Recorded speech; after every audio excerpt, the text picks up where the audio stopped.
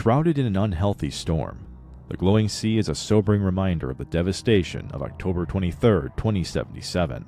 Maybe you only did what you had to here for Fallout 4's plot, but there's a substantial amount of stories that this barren hellscape has to tell. I'm Mark from Digital Dissection. I make Fallout lore videos, and today we explore the Commonwealth's glowing sea. The glowing sea is the most highly irradiated region in the entire Commonwealth. According to local legend, it was ground zero for the high-yield nuclear blast that devastated most of Massachusetts. We've seen plenty of sites where nuclear weapons struck Fallout's world. And while the former United States is a massive wasteland, even the glowing sea represents a unique example of radioactive harshness that has very few equals, if any. The horrific landscape, twisted and manipulated by pure destruction, inspires an intense level of despair, as anything it once represented is covered in thick greenish-yellow clouds that poison the nearby areas of Boston's Commonwealth. Its electrical storms offer a brief contrast in its hopelessness, but by no means is that a good thing. Some disagree on what this land once was, but it could be at least a partial equal to Framingham, Massachusetts. In our world, it's an area home to multiple retail corporations and manufacturing sites, as well as smaller commercial-based services like plumbing, electrical, and trade-based businesses. Within Fallout's universe, these details are at least slightly true as well, for reasons we'll soon get into. It's likely, however, that many once called the area southwest of Boston home in large numbers. Many also once worked here, and now it's known as one of the most irradiated areas in Fallout's entire existence. It's also possibly the site that was struck in the massive explosion seen during the opening sequence of Fallout 4, an explosion so large it can be witnessed all the way from Sanctuary Hills. Although there is some debate to the validity of this claim, there are clear reasons why this area has become so deeply poisoned, and for the most part, uninhabitable. Exploring the glowing sea will net you plenty of interactions with ghouls, deathclaw, and rad scorpions, which makes for quite a disorienting experience at first. Without warning, one could end up face to face with these irradiated common foes of Fallout's wasteland. But in between these encounters, we can find shadows of what was once here in 2077. The edge of the glowing sea provides us one reminder of civilization that once prospered here, indicated by a massive highway system that still houses dozens of vehicles, which are now rendered useless, left where they were knocked out by the nuclear blast. The highway system, of course, is now ravaged by the Great War, but it's a system of considerable size, one that stretches across the entirety of the glowing sea itself. It's easy to feel small when looking at the sheer amount of distance it covers, but the area also shows us evidence that it was home to corporate offices and businesses of various kinds.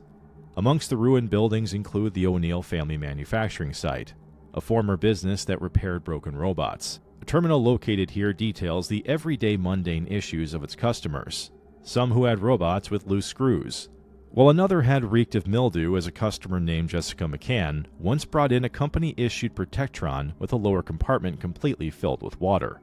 What's important to realize for the O'Neill family manufacturing site isn't that it's a now ruined place like so many others here, but to notice just how much the lands have shifted considerably within the glowing sea, where massive landslides occurred that have literally buried some of the buildings that once existed here. O'Neill Manufacturing was actually a several stories tall facility, and due to the dramatic shift of the Earth's soil from the nuclear detonation, massive sections of this building are completely covered up. This is consistent across the entire area, as former homes, churches, and numerous other buildings can be barely seen poking through the ground despite their former height. Even though we've seen the results of sites impacted by missile strikes in Fallout's world, the complete shifting of the glowing sea's orientation is breathtaking, as many of the barren landscapes that we see feel like a linear process in some set designs, but the glowing sea features a completely rearranged location in ways that are unpredictable and haunting to experience. A jarring example of the glowing sea's creation is the final resting place of the unfortunate Skylane's Flight 1665. Wreckage that can be found near the southeast portion of the glowing sea, a crashed plane that serves as a reminder of the terror of Fallout's bombs dropping. Flight 1665 was approaching Boston from the south on its way to landing, but unfortunately would never arrive to its intended destination. We actually know quite a bit about the details of this last flight, as 1665's pilots made their usual communications with the airport's control tower, only moments before Boston was hit by nuclear strikes around 9:47 a.m. on October 23, 2077, an exchange captured on recording devices. Hang on, Control. Damn it. Fire in left engine. We're losing power in left engine. Okay, let's put it out. Left engine to idle. We're still losing power. That's it. No power in left engine. Boston Center. Skylanes 1665 declaring an emergency. Left engine failure. We're out 15-3 at this time. Copy that, Skylanes 1665. Request emergency landing. Clearing runway 18 left. Can you make it? That's a negative, Boston Center. Losing altitude too quickly. We will not make it to runway. 1665. Say again? We're going down. I repeat, we're going down. These terrifying events are confirmed by the plane's wreckage, as the left wing and its engines are no longer attached and remain where they fell to the ground, with a section of its cabin also scattered only meters away. There is a slight bit of confusion based on what remains of the doomed aircraft. A separate recording found in the plane itself, in its cockpit, details the pilot seeing the actual nuclear bombs being detonated. A light that would be so blinding it's unlikely the flight's crew would have seen anything else. Approaching Boston from the west. We've got heavy winds, but it shouldn't be a problem. Lining up for runway 2 at heading... What the hell is that? Some kind of bright light from the north! The dialogue makes no reference to the left engine's failure, which supposedly happened around the same time. It's likely this is oversight by Bethesda's team, as both pieces of audio are accessible in the final game. Between the pilot's recording and a nearby radio tower's Mayday signal, it's clear that those who lost their lives on this flight had a front seat to the devastation of what created the glowing sea, and is one of several flights that were down during the final moments of Fallout's old world. Separately, it seems the crew of Flight 1665 might have also been up to something unsavory, as a smuggling compartment can be found in the plane's wreckage beneath. This includes a manifest of the hidden cargo's contents. A similar note and compartment can also be found on the wreckage of Skylane's Flight 1981, also in Boston, indicating that the airline may have been involved in smuggling operations across its fleet.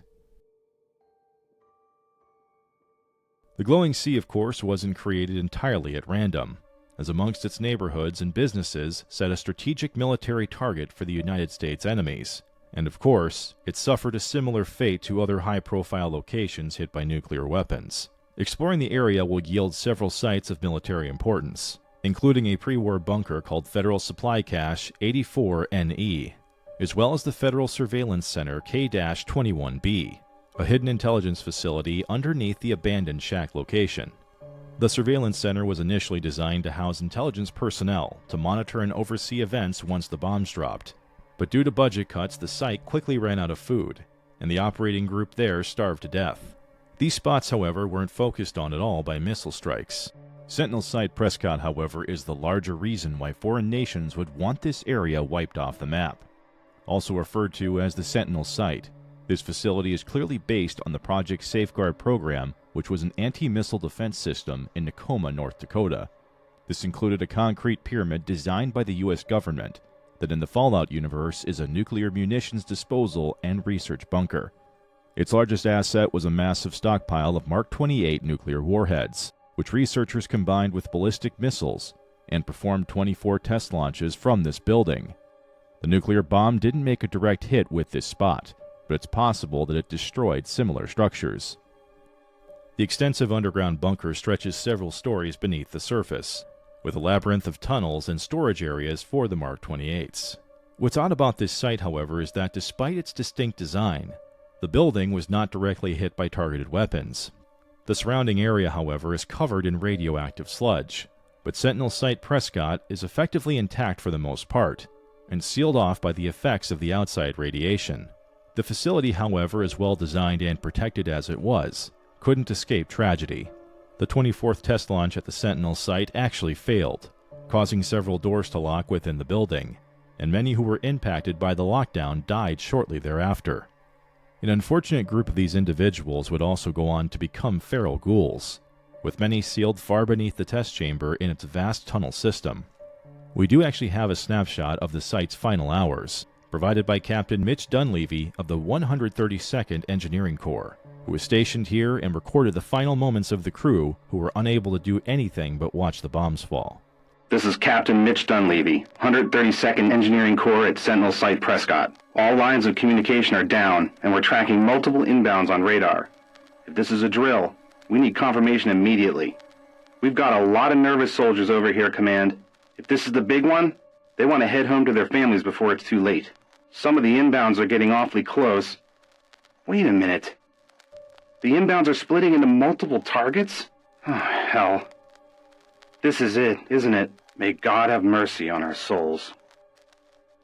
The site would later be infiltrated by the Children of Adam, and possibly the Brotherhood of Steel based on the player's choices. Despite its protection from outside effects, the Sentinel site is more of a tomb by the late 2200s, but its weaponry can help turn the tide of the conflicts held within Fallout 4's larger narrative. What might strike many as a valid question is why the glowing sea has so few equals in terms of overall destruction, the likes of which haven't been seen often in Fallout's universe. While large bombs have hit several important sites across the franchise, like the United States White House as an example, the surrounding area in DC still has somewhat even terrain. And while the Capital Wasteland has its fair share of troubling skies, this comes nowhere close to the Southwest Commonwealth's deathly aerial glow and electrical storms. Fortunately, there are explanations to fill in the gaps of how this hellscape was allowed to happen. What we know is that the Yangtze submarine, under the orders of Captain Zhao, managed to fire 5 high-yield nuclear bombs, and one directly hit the area of the glowing sea on October 23, 2077. The site is now called the Crater of Adam, but more on that in a moment. To the northwest of this impact crater is the decayed reactor site, which was compromised when the Yangtze's payload struck. The reactor site contains 2 partially buried dome structures, and causes radiation levels as high as 40 rads per second based on where a player is standing. The reactor, of course, had a meltdown, we're guessing, shortly after the impact of the nuclear bomb. And once this occurred, the surrounding area's already horrific circumstances combined into a full-scale nightmare as radiation levels spiked, forever twisting the location into what it is now. When comparing events like this reactor site to that of our own world, the Chernobyl disaster in 1986 provides a possible explanation for exactly how the glowing sea was able to form. The Chernobyl nuclear power plant in the former Soviet Union was one of only 2 nuclear energy accidents to ever occur at maximum severity, as its reactor in Building Number 4 was completely destroyed during a test simulation, eventually leading to the evacuations of over 100,000 people and a quarantine or exclusion zone of close to 20 miles. The devastation of such human error meant an explosion released over 400 times more radioactive material into Earth's atmosphere than the atomic bomb dropped on Hiroshima, Japan. A confinement building was built around the Chernobyl facility, but the decayed reactor site had no such response that was possible to ever happen, meaning that its effects and full radioactive materials were continuously exposed to the region. The Great War already led to the estimated deaths of over 7.54 billion people worldwide. But the bomb that detonated in the glowing sea exacerbated an already gruesome reality, one that now likely will never be able to change back. I try not to think too much about the full impact of this double punch for the Boston Commonwealth, but there's a reason why very few dare venture into the area even 200 years after the bombs fell. So we brought up the Crater of Adam once before, and no, we're not ignoring it until now just because it helps thicken the plot a little. But in terms of some of the craters found across the modern Fallout universe, this is definitely one of the largest, considering it was hit by the high-yield nuclear weapon we mentioned the Yangtze submarine firing on Boston. When considering other craters observed over my time with the series, I've always felt that this almost looks like the site of an asteroid crashing into the Earth, because it has to be at least over a football field in length, and represents almost a highly irradiated amphitheater of sorts.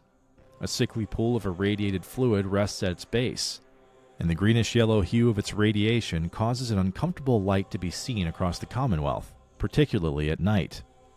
So why on earth would anyone choose to live here? Well, the answer is cults, as we've come to find as a poor excuse for several decisions made across this franchise. The Children of the Church of Adam, after the events of Fallout 3, expanded their reach to the northeastern United States, sending exploratory missionaries across the wasteland, and a small group of them built their home in the center of this crater. The cultists arrived roughly within the last 10 years, marking the crater as a holy site, with some of the group's members establishing tolerances for the area's radiation levels. Mother Isolde is the spiritual leader of this sect of the children, leading a peaceful congregation that experienced some turmoil as depicted in the Winter of Adam extension of Fallout, the role-playing game. We won't be covering that extended lore here, but it's in the video description for those of you who are interested. According to Mother Isolde, Adam has apparently provided everything that the group should need to survive here, but we're not sure that's a great long-term plan. The Glowing Sea may not have many human inhabitants outside of the Children of Adam, but changes were made to Fallout 4 after the next-gen update on April 25, 2024, that adjusted a previously unimportant location in particular, specifically the Atlantic offices to the southeast of the abandoned shack. Like many buildings in the region, the Atlantic offices are partially buried due to the widespread landslides that drastically changed the look of the terrain in the Glowing Sea. The majority of the building can still be witnessed, but portions of it are surrounded by earth that was forcefully shifted by the nuclear bomb detonation.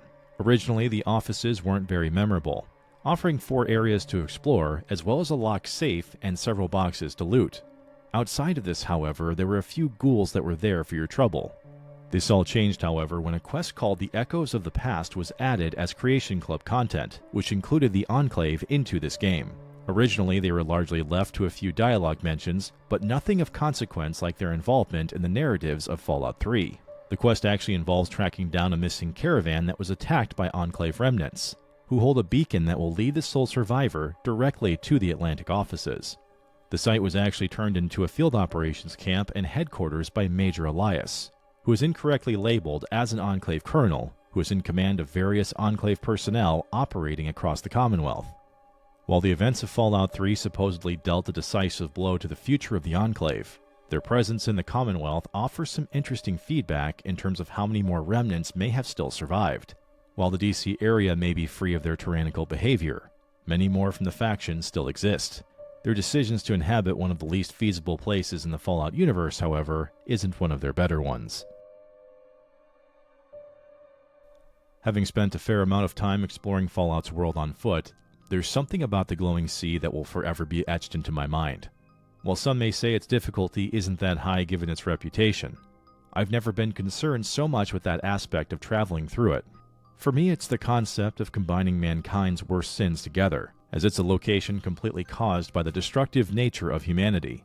And every step you take is one more reminder that this was once a peaceful place, that likely housed families, numerous fields of industry, and an identity not unlike the communities of our own.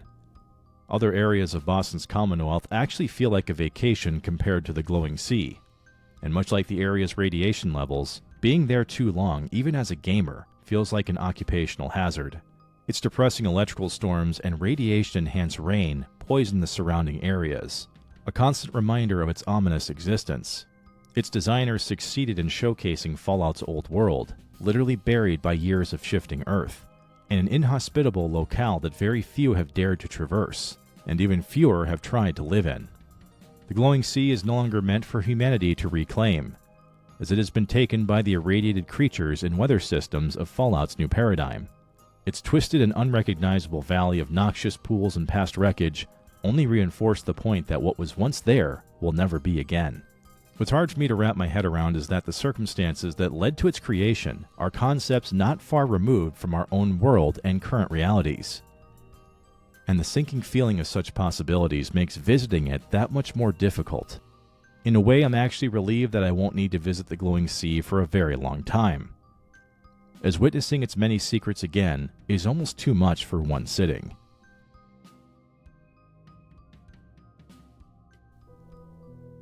And with that, we thank you for joining us as we explored Fallout 4's Glowing Sea. Are there any facts about the Commonwealth's most irradiated location that we missed? Let us know in the comments. For more content just like this video, check out our Fallout Stories playlist linked here, and similar content from our ongoing series.